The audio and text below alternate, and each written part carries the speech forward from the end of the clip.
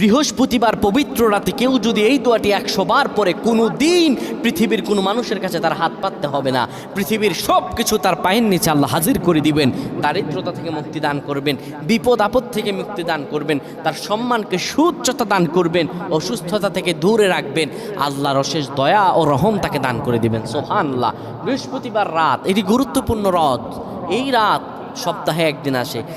আরবিতে রাত আগে আসে, দিন পরে আসে। সুতরাং বৃহস্পতিবারের যে দিন গিয়ে রাত, এটি বৃহস্পতিবার রাত নয়, এটি শুক্রবারের রাত, এটি জুমাবারের রাত, এটি দোয়া কবুলের রাত, আল্লাহর কাছাকাছি হওয়ার রাত। সুবহানাল্লাহ।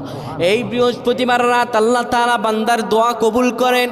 কেউ যদি বৃহস্পতিবার রাতে ঈশা নামাজের পরে পবিত্র হয়ে ইয়া হাইয়ু ইয়া হাইয়ু ইয়া হাইয়ু ইয়া রফিয়ু ইয়া রফিয়ু ইয়া রফিয়ু এই দোয়াগুলো পড়তে পারে 100 বার, আল্লাহ রাব্বুল আলামিন তার